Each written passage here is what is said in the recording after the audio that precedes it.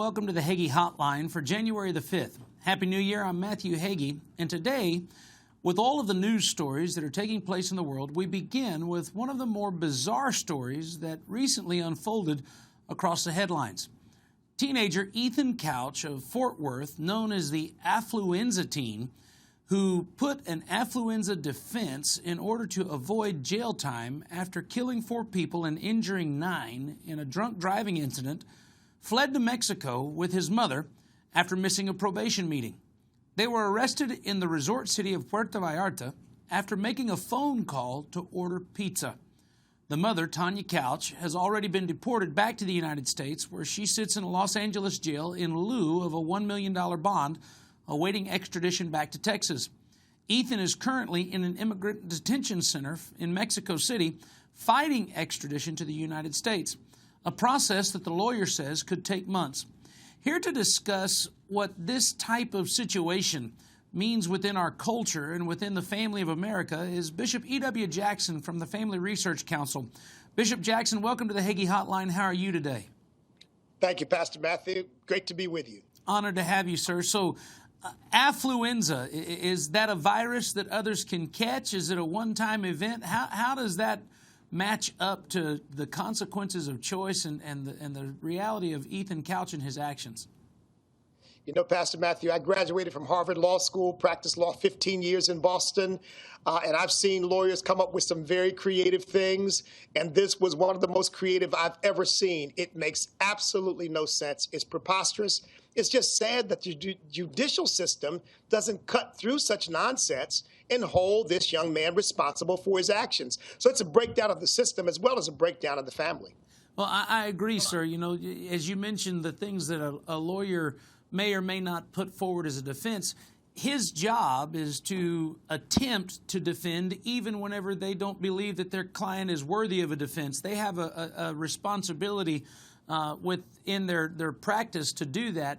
But there's also a responsibility of the judge that if he were to hear something as ridiculous as this child doesn't know consequences because he grew up in an affluent situation, for the judge to say, well, fine, allow me to teach you what a consequence is, and then do what is necessary with the gavel to make sure that this child understands that he did wrong. As you mentioned, a breakdown of society, it certainly seems that this is something that is isolated in this particular event, but it also is something that every person needs to step back and say, what am I doing to make sure that personal responsibility is being taken on my part to make the world a better place instead of create more Ethan Couch-type children? You know, Pastor Matthew, 50 years ago in the Great Society programs, in the war on poverty, we sowed the wind. We're now reaping the whirlwind. The win was, well, you know, people aren't really responsible. Poverty plays a role in their committing crimes, and we've got to take all of that into consideration. And what we did was, instead of going with absolutes, this is right, this is wrong, everything became relative, and that's been happening over the last 50 years. Now this is, it seems to me, the outgrowth of that. Now you're too rich to know the difference between right and wrong. You've been living in too privileged an atmosphere to know the difference. I mean, it's a sad statement about the general cultural decay of values in our country, and I desperately hope that we will reject this moral relativism and finally get back to personal responsibility and absolute values. I agree with you, sir, and you know, in regards to the legal aspect of it, there's certainly a lot of detrimental issues that are being addressed, but where do churches step into this? Where do religious leaders and pastors and elders and deacons and Sunday school teachers need to create greater volume in the truth that they're sharing so that people understand there is no excuse? You choose or you choose not to obey and be a responsible person. Well, look, I don't want to blow smoke at you, but one of the things that my wife and I admire about you and your father is that you all are unadulterated heralds of truth, that you don't hold back. You tell it like it is. And I think that the church is supposed to be that. I mean, it's sad that in some sense you're exceptional in that way, because the church, it shouldn't be exceptional. It should be what pastors and preachers do, because unless there's a standard to which everyone can repair, as George Washington said, how will people know what to do and where to go and how to behave? And so I just hope that the church will have an awakening and realize they have a responsibility to hold up a standard to which good and honest men can repair, understanding that the rest is in the hands of God. You know, Bishop, recently here in San Antonio, there was a meeting between clerical leaders and civic leaders to discuss how the San Antonio community could work together to make sure that we didn't have an inflammatory event like a Ferguson, Missouri, or a Baltimore. And one of the police commanders stood up and he asked pastors, he said, if you would please make sure that the children in your churches simply know how to say yes, sir, and no, sir, yes, ma'am, and no, ma'am, that's a big step in the right direction. And I thought that was very telling, in as much as when children were growing up 25 years ago, anyone who was taller than them deserved the respect of sir and ma'am. And now we live in a society where it doesn't matter who you are treated with disrespect. The simple huh, what, and are you talking to me seem to be appropriate responses instead of just simple courteous behavior that would lead us in a direction of respect instead of the anarchy that we see. You know, my organization, STAND, Staying True to America's National Destiny, has launched a program called Project Awakening, in which we call for cultural renewal in the inner cities. And one of the things we say is you've got to come back to respect for authority. You've got to come back to personal responsibility, to hard work, to doing those things that keep you out of the clutches of the police. Because, look, even where police have misbehaved, even when they have exceeded their authority, rarely is it in a situation where a person is at home, never in a situation where a person is at home doing homework, on the job doing their job. It's always a confrontation on the streets where the person is engaged in some sort of activity that at the very least is questionable. And so they're putting themselves at risk. We need to teach our children to not put themselves at risk. As well as we complain about how we believe police are misbehaving, we got to acknowledge that these kids are definitely misbehaving and have lost track of that respect for authority that was once part of the American cultural fabric. Well, Bishop Jackson, how do people who are watching this program, community leaders, pastors, and others, find out more about that initiative that your organization has launched? Where can they go? They can go to our website at standamerica.us and just click on Project Awakening or click on Christian Awakening. Bishop, I appreciate the work that you're doing, and thank you so much for taking the time to weigh in on this conversation regarding affluenza. May this epidemic be dissolved with this one case and responsibility returned to this nation again. God bless you, and thank you for your work. It's an honor to be with you. Thank you, Look forward sir. to seeing you again. When we come back from break, ringing in 2016 is going to be an election in the month of November. Don't go away. We're going to be discussing the top headlines concerning the campaign when we come back.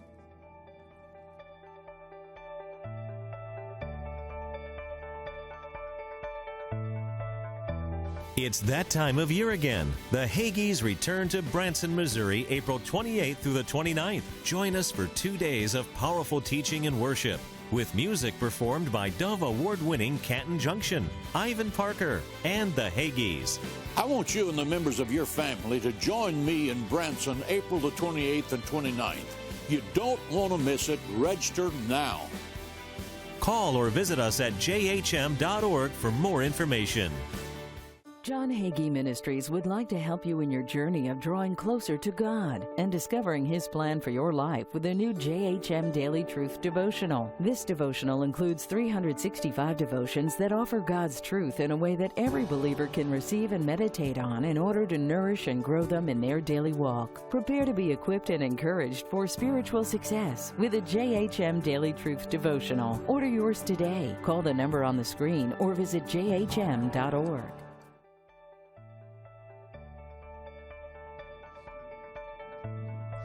Welcome back to the Hagee Hotline. It's finally an election year. I know it seems like this campaign has been eternal and ongoing, but we finally reached the moment of truth and are progressing towards November, which means a lot of political grandstanding and finger-pointing as we grind towards where the rubber meets the road this upcoming fall. Even though the campaigns have been going on for months, things are going to become more and more intense as we enter this primary season. Here to discuss the state of politics is Morgan Chalfant, a writer for the Washington Free Beacon. Morgan, welcome to the Hagee Hotline. How are you?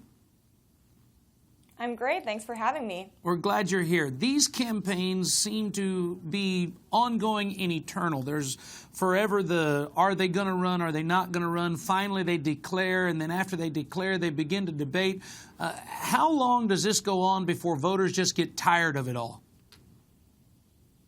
Well, I think voters are pretty excited about this election.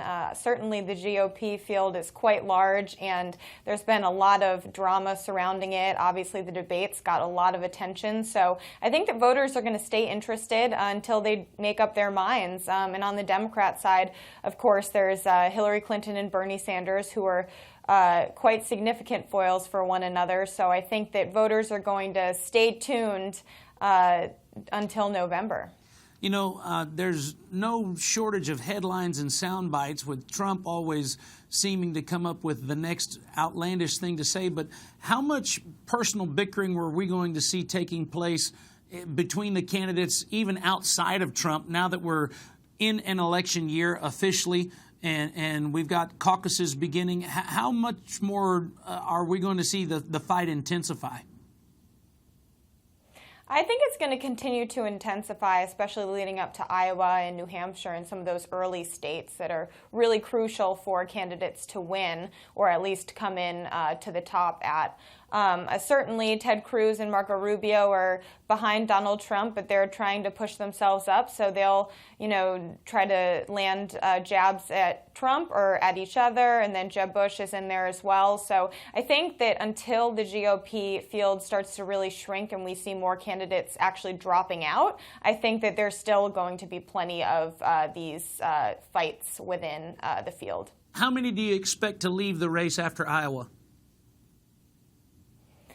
I'm not going to put a number on it, but I have a couple people in mind that I think are floundering that we'll probably see drop out soon. I'm sure Huckabee will soon, and Santorum, but I think they're both waiting out for Iowa because, of course, Huckabee was the victor in Iowa previously, so I think that they're going to hold on until they can. Pataki, of course, as well, is sort of floundering. So I think that we're going to see several drop out probably after Iowa. I'm not sure if we're going to see a ton beforehand, though. As they drop out, do you see a distribution of their supporters going equally to other candidates, or is that going to favor one over the other? I'm not sure. One thing that I think is you can hold on to is that voters that are for Trump are very for him, but those that are against him are against him. So I think if anyone is going to be for Trump, they would already have been for him. Certainly the polls show that a lot of Republicans that aren't for Donald Trump are naming him as the candidate they absolutely would not back. So I think that he's hit his ceiling pretty much, but I think that Ted Cruz could probably pick up some support from other candidates, perhaps Ben Carson, and then Marco Rubio as well from someone like Jeb Bush or Chris Christie, who are more GOP establishment candidates. It's interesting to hear your perspective on Trump, because recently I heard someone say that while Trump draws crowds, they don't know that that'll translate to polls. What's your opinion? If someone is willing to stand in line and fill a stadium to see someone speak, why wouldn't they then go support them on Election Day?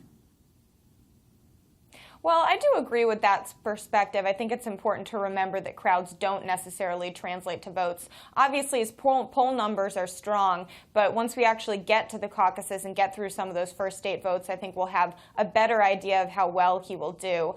For example, Ted Cruz appears to be above Trump in Iowa, so if Trump loses Iowa to Cruz and then perhaps doesn't win New Hampshire, then I think a lot of that momentum behind him will seem to slow. So those early states are really key to see actually how the election will pan out. Speaking of momentum, recently Ben Carson had a great deal of it, but now it looks as though he might be in a little bit of trouble. He's had some staff leadership leave.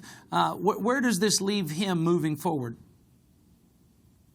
Well, Ben Carson did have quite a surge a couple months ago, but it does appear he's slowed and some of his supporters are gone away. It appears that his campaign is sort of trying to shake up and change things. So if they're able to do that and get some better staff and leaders in there to push him forward, he could surge back, but I imagine that his time is sort of past and he'll probably continue to go down in the polls or just maintain his support right now. Well, Morgan, as people want to find out more about insight and perspectives into these campaigns, is there a place where they can look up the work that you're doing on a regular basis? Right. The Washington Free Beacon is the publication that I write for. It's freebeacon.com. We have a lot of breaking news on politics and national security and other issues, so it's a great site to find what's happening in the day. Well, it's January of 2016. As we get closer to November, we'd love to have you back here on the hotline to tell us more about these campaigns and what voters can expect to have on Election Day. Absolutely. Thank you for joining us today, Morgan. We look forward to seeing you again. Thanks for having me. Joining us now is our dear friend Trey Ware to discuss trending headlines, and certainly there's no shortage of news. We've got the Mississippi River over its banks. We've got California awaiting a lot of water. We've got a lot of cleanup here in the state of Texas. That's just on the natural disaster side. Speaking of disasters, the president is going to have another executive action today, and where do we start and where does this stop? Good morning, Trey. How are you? I'm Matt, and you're absolutely right. A disaster waiting to happen. In all seriousness, I think a couple of things are going to happen when the president introduces his gun control measures. Of course, these things are, he says, within the bounds of the Constitution. The Constitution is very clear on this issue, so anything that he does is going to be outside of the bounds of the Constitution. They will be challenged for way beyond the time that he is gone from office. He's a lame duck president. He's flailing around. He is looking for something that he can do to give his supporters something to hold on to. So this is going to be an issue. He's trying to give them something to run on in 2016. And so he's going to push this issue ahead. He knows that this is going to be fought over in the court system. When he introduces these new background checks and the limitations that he's trying to push forward on gun control, this is not just going to go easily, that this is going to be challenged, but he wants to, push it into the fore for it to be a discussion this year during the campaign. That's the first thing. Second thing is, though, I truly believe he is one of these guys that believes in limiting our liberties, our freedoms, our abilities to protect ourselves. And I'll give you an example real quick what I mean by that. When he talks about these new background checks, he knows that none of these initiatives would have done anything to prevent any of the shootings that he cites as reasons for coming forward with these plans. What he is doing, however, is chipping away incrementally at the Second Amendment, our liberties, our freedoms, and trying to render the Constitution irrelevant for whoever the leader is going to be in the future. This cannot stand. It should not stand. This is a basic right that really protects all of the others. Well, and as you mentioned, the president's words and his actions don't line up with one another. In his words, he makes the statement that this is not going to prevent all violence, but we should do something to stop some. Well, he's just recently released what he calls nonviolent criminals from federal prisons that, regardless of what's in their file in the criminal law system, these individuals were engaged in the kind of behavior that creates violence. So how can you say one thing regarding gun rights and then say another regarding one of the largest releases of prisoners in the history of the United States?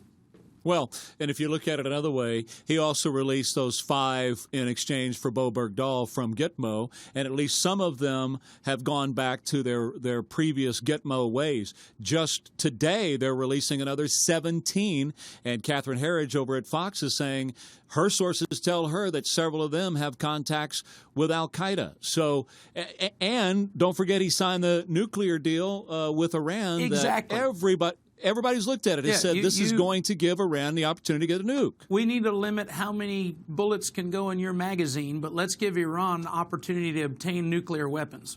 Makes no sense. Brilliant. None whatsoever. Yeah. Right. So moving right along, we've got a situation in Oregon. There's a standoff, and there are individuals who are saying that they're defending the Constitution.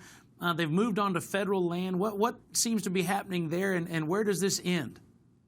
Okay. Well, basically, you have two separate stories, and they've joined them together. One is from a father and a son who have ranch land that abuts up against some federal land as well. They were burning on their ranch land several years ago. The fire jumped over to the federal land, and basically you have to do these control burns. You know about ranching yourself, and if you want to protect your property, you have to do control burns on this on your land. That's what they were doing. It went over the federal property. The feds came in and said, you're arsonists, you're terrorists, and you get 5 years in prison. The son served a year. The dad served 90 days. They were turned out and let go, essentially. And another federal judge came along and said, we're going to lock you up for 5 years, and so you need to go serve your term. The father and son said, okay, and they went and turned themselves in. But the Bundys, who had another altercation with, or a standoff, if you will, with federal authorities in 2014 over their ranch land in Nevada, they took that as an opportunity to go into this empty building in a forest in Oregon and say, we're standing up for the Constitution. Chances this is not a standoff. Federal authorities have not circled the building as of yet. The FBI is kind of monitoring the situation, but nothing has been done militarily on either side. So right now, you've got a situation where you've got some guys that are occupying a federal building in Oregon. Eventually, I think they're going to run out of food, maybe even run out of water, right? One of them said, I've got 6 kids back home. I've got a business back home. So how long is he going to be willing to stay there? I think the feds plan on just waiting this situation out. So, in essence, we've got people who are trying to make headlines instead of make a difference. Where does this end up for the ranchers in Oregon who turned themselves back in? Do they have to serve for the federal burning ban, or is this something that they're going to get released because they're nonviolent criminals, or did they offend the grass that the other guys were trying to sell? Well, see, that's the issue. They are going to, right now, as of right now, serve that 5-year sentence. They have asked the president for clemency. I said on my show, if the president is going to give clemency to these guys in Gitmo and release those guys, he ought to give clemency to these guys and release them, because they were doing nothing to harm anybody. They were trying to protect their property, and the fire jumped over onto federal land. So I don't think that there's any way the president's going to give them clemency because they're on the wrong side of the president's issue. But, hey, stranger things have happened. As far as the guys that are there, they're trying to call attention to an issue that is a real issue, and that is the federal taking of ranch land in the western part of this country. It continues unabated right now, and they want to call attention to it. But as far as them being terrorists or them getting into an armed confrontation with anybody, I just don't see that happening. Understood. Now, another issue that is starting to capture headlines across the world is the ever-present tribal war of the Middle East, the Shia and Sunni conflict. We've got Iran and Saudi Arabia in a standoff, and while some may not consider this to be all of that dire, it certainly has implications on a global spectrum. What are you hearing, and how is this going to play out in your opinion? Well, first of all, nobody knows the Middle East better than you because of your many, many trips there, your contacts there, the people that you know. And so you're far, far better to speak on this issue than anybody that I know of. But I can tell you from what I know about this, and I really believe it's related back to the Iranian deal that the United States and France and Russia and the others signed with Iran that we referenced earlier. Saudi Arabia does not want a nuclear Iran. They understand that if Iran becomes a nuclear power, then Iran controls the Middle East. There are already funders of Hezbollah in the north of Israel and Hamas in the middle of Israel. They want to control all of the Middle East. They have the support of Russia. Saudi Arabia doesn't want to have that happen. So they already have their conflict going on. Saudi Arabia wants to buy nukes off the shelf from Pakistan the minute that Iran says that they have the nukes. So I think it goes back to that. But the point that they're making right now, or the reason this came up right now, is they had 47 alleged terrorists who were Shiites in the Sunni-controlled Saudi Arabia, which goes back, as you said, literally eons, the Shiites versus the Sunni. And they were executed. One of them was a Shiite cleric, and many of the Shiites from Iran started to riot, cause problems, and set fire to a building in Saudi Arabia. And so the kingdom there said, that's it. We're cutting off diplomatic ties. They want their guys out of Iran. They told the Iranians to get out of Riyadh, and they've cut off all air flights, which means those who wanted to come from Iran to go to Mecca and what have you can't do that as of right now. And this situation, instead of getting smaller, is getting bigger by the day, because it was just announced a little while ago that Saudi Arabia has other Sunni nations like Bahrain and others that are joining in with them now. And as you mentioned, the Middle East and things not only on a global but also a biblical perspective, here's some things to consider. On an economic scale, Saudi Arabian oil basically stabilizes a lot of the global economy. As that conflict begins to escalate, there's going to be a lot of inconsistency in terms of productive nations. China and all of these other countries, are they going to be able to continue to stay on course for the things that need to drive global economies? That's going to be something to watch. Another thing from a biblical perspective is in the book of Ezekiel, we read about the king of the north. The king of the north is Russia. The king of the north makes his presence in the end times in the Middle East, and once he arrives, he never leaves.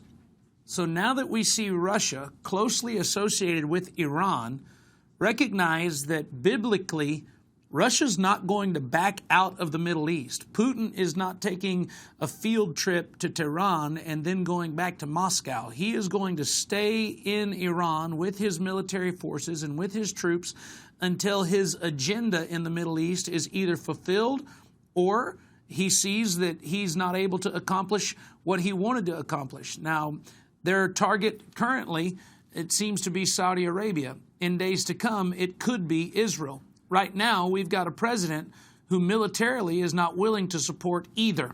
It's certainly interesting times, and it's something that we've got to pay attention to, not only for the sake of the future of this country, but also to consider what the Bible says, pray for the peace of Jerusalem, may they prosper who love you.